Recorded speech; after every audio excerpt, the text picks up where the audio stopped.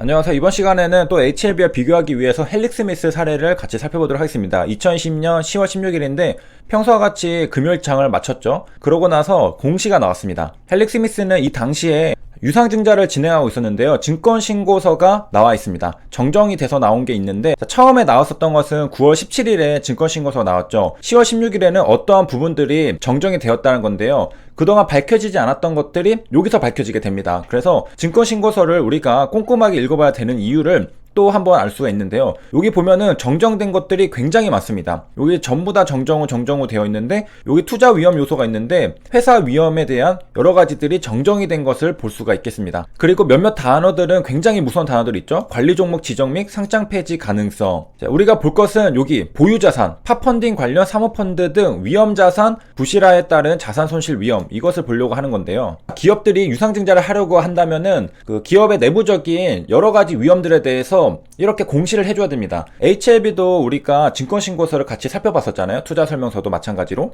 그때 굉장히 꼼꼼하게 살펴봐야 됩니다. 10월 16일에 제가 영상을 한번 다룬 적이 있는데 그때는 관리 종목 지정에 관련해서 영상을 다룬 게 있습니다. 제 영상에서 검색을 하면은 볼 수가 있겠고요. 그 다음에 민감한 부분들이 많거든요. 여기에는. 그래서 그런지 회사에서는 정정을 2번 더 냈습니다. 정정을 2번 더 내게 되면은 이러한 부분들이 숨겨지게 되거든요. 그래서 뭐 의도를 한 건지 우연의 일치인지 모르겠으나 10월 16일에 첫 번째 정정 공시에서는 팝펀딩 관련해서 사모펀드 투자 그리고 뭐 관리 종목 관련 이러한 것들이 나온 것이 좀 묻히게 됐습니다. 10월 16일에 정정 공시가 2번 더 나왔죠. 그러고 나서 그 다음에 정정 공시들은 하루에 하나씩 나왔던 걸 볼 수 있겠습니다. 신기하게도 10월 16일에는 정정 공시가 3개가 연달아 나오면서 이 처음에 나왔던 것들은 묻히게 되었다. 자, 우리가 이제 보러 가려면은 왼쪽에 보면은 투자 위험 요소가 있죠. 여기에 회사 위험을 클릭하면은 그 관련된 내용들을 보러 갈 수가 있겠습니다. 자, 공시가 정확히 몇 시에 나왔는지는 모르겠으나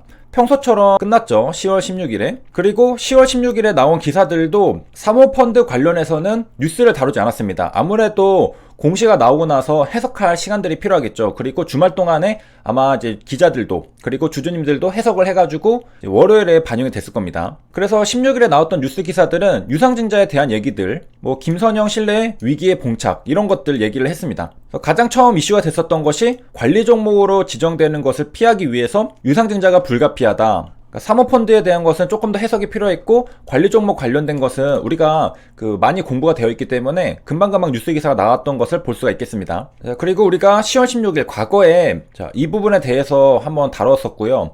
넘어가서 역시 뉴스 기사는 관리 종목에 집중해 있습니다. 관리 종목으로 헬릭스미스가 지정이 된다면은 시장 신뢰도가 악화되고 자금 조달도 곤란하게 되고 연구개발 자금도 따라서 부족하게 되고 유동성 위기, 주식 매매 거래 정지로 이어질 수 있다는 점을 우려하고 있다. 그렇기 때문에 유상증자를 통해서 자기 자본을 채워 넣어야지 우리가 계속해서 사업을 이어갈 수 있다. 그런 겁니다. 2,800억 원을 확보하는 것을 목표로 하는데요. 헬릭스미스 주주님들이 뿔이 나게 된 이유는 김 대표는 유상증자 참여하지 않고 유상증자를 2019년에 이미 1,500원 규모를 한 다음에 2년 후 추가 유상증자를 없을 거라고 약속했는데 얼마 안 가서 번복하고서 다시 또 유상증자를 시행했기 때문에 소액 주주들 입장에서는 굉장한 배신감을 느꼈던 거죠. 그리고 헬릭스미스가 유상증자를 하는 목적을 보면은 그동안 엔젠시스에게 집중 투자를 했었는데 그래서 진도가 지연이 됐었던 다른 유망 후보 물질의 연구개발 자금 확보가 목적이라고 했습니다. 그러니까 엔젠시스가 뭔가 조금 잘못돼 가려고 하니까 다른 파이프라인으로 갈아타려는 움직임을 또 보이는 것을 볼 수가 있는데요. 일종의 출구 전략이라고 볼 수 있겠습니다. 처음에는 선택과 집중을 해가지고 하나의 신약을 제대로 개발해서 성공시키는 게 중요하겠지만은 잘 안 된다고 싶을 때는 다른 파이프라인들로 분산을 해서 리스크를 낮추는 것도 이제 하나의 전략이 되겠습니다. 최근에 신약 개발 회사들에 대한 뉴스 기사들을 보면은 임상 3상 이후에 잘 됐을 경우에는 문제가 없겠지만은 잘 안 됐을 경우에 출구 전략이 마땅치 않다. 그런 얘기들이 많이 있는데 다른 파이프라인을 개발하는 것도 하나의 출구 전략이 될 수가 있겠습니다. 이 당시 헬릭스미스는 조금 애가 탔는데 10월 7일에 금융감독원이 증권신고서 정정을 요구했죠. 그래서 유상증자 일정이 일주일 연기가 됐기 때문에 지금 하루빨리 돈이 필요한데 애가 탔겠죠. 그런데 10월 16일에 나왔던 정정 증권신고서에서는 관리 종목 우려뿐만이 아니라 팝펀딩 등 사모펀드에 투자했던 내용들이 밝혀지게 됩니다. 자, 단위가 100만 원이니까 여기 취득 금액을 보면은 100억, 200억, 100억 해서 합쳐서 390억 원을 팝펀딩이라는 사모펀드에 투자를 했던 것이 밝혀졌습니다. 이거 외에도 다른 것들도 더 있고요. 투자한 게 뭐 어때서 뭐가 문제냐, 여기 보면은 최초 만기일이 있습니다. 최초 만기일이 1월 16일, 9월 21일, 3월 23일 요 공시가 2020년 10월 16일에 나왔기 때문에 전부 다 최초 만기일을 넘겼죠. 그러니까 뭔가 지금 만기일에 사활을 받지 못한 것입니다. 그리고 두 번째는 만기 연장 요청을 거부한 상태입니다.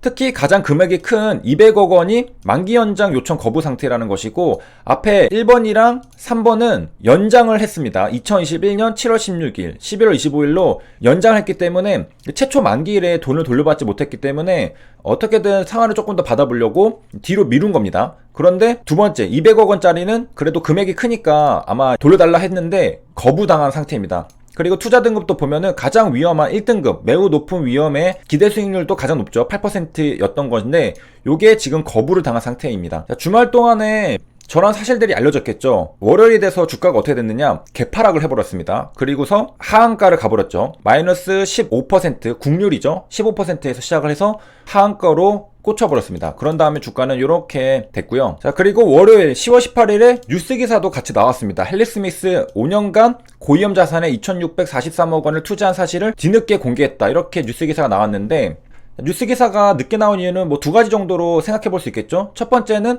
주말 동안에 이제 해석할 시간이 필요했다. 그리고 기자들도 주말에는 쉬어야 되지 않느냐, 월요일부터 이제 일을 시작해서 또 기사를 쓰고 그렇게 해서 내보낸 거라고 생각할 수 있겠고, 두 번째 같은 경우에는 이제 투자한 사람들이 많기 때문에 먼저 탈출하기 위해서 뉴스 기사는 조금 더 나중에 나오면서 이제 뒤늦게 시장에 많이 알려지게 되는 그러한 상황이라는 것을 또 볼 수가 있겠습니다. 그래서 한 두세 가지 정도로 생각해 볼 수 있는데요. 어쨌든 10월 16일에 관리 종목 우려감 뿐만 아니라 고위험 자산에 투자했던 사실도 알려지게 된 것입니다. 자, 유상증자를 앞두고서 정정 증권 신고서가 나오고 사모펀드 투자 현황에 대해서 주주님들이 알게 됐습니다. 2016년부터 최근 5년간 이 회사가 투자한 고위험 자산 투자금은 2,643억 원에 달한다고 합니다. 자, 이 중에는 우리가 아까 봤었던 팝펀딩 관련 사모펀드인 390억 원도 포함이 되어 있고요. 100억, 190억, 100억 이렇게 세 곳에 투자를 했죠. 이 세 곳 모두 최초 만기일에 도래했지만은 아직 상한을 못 받았습니다. 일부는 상한을 받은 거죠. 대략 75억 원을 상한을 받은 건데 나머지 315억 원은 상한받지 못했습니다. 자, 이것도 역시 공시에 나와 있는데요. 원금 및 평가의 현황에 보면은, 자, 여기 오른쪽에 상한 회수 금액이 있습니다. 실제 회수 금액에 대해서 적어주고 있는데,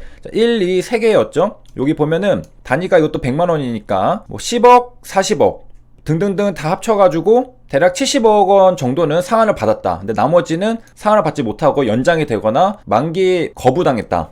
그리고 독일 헤리티지 DLS도 있다고 하고요. 25억 원을 투자했는데 투자금 전액을 돌려받지 못했다. 투자자들 입장에서는 진짜 난감스러운 일이죠. 2019년 8월에 1,500억 원 유상증자를 하면서 2년간 유상증자 하지 않겠다고 했는데 말을 바꿔서 유상증자를 진행하게 됐고, 또 김선영 대표는 유상증자에 참여하지 않고, 그러고서 증권신고서가 나왔는데 사모펀드에 투자했다가 돌려받지 못했다라는 공시를 보게 된 것입니다. 그러니까 주주님들 입장에서는 굉장한 배신감을 느낄 수가 있겠습니다. 이 부분에서 또 HLB랑 다른 점을 생각해 본다면은, 헬릭스미스는 숨겼다가 증권신고서에서 드러나게 된 건데, HLB는 옵티머스 펀드에 투자했다가 손실 본 것을 진양공 회장이 곧장 유튜브로 발표하면서 사죄로 메꾸겠다고 했죠. 그런 점에서 굉장히 책임감 있는 모습을 보여줬다. 물론 투자했다가 손실 본 것은 잘했다고 할 수는 없겠지만은 그 대응하는 모습에서 굉장히 책임감 있는 모습을 보여줬다는 겁니다. 자기 돈으로 메꾸겠다 한 거잖아요. 자, 그래서 여기까지 헬릭스미스 사례 살펴봤습니다. 시청해주셔서 감사합니다.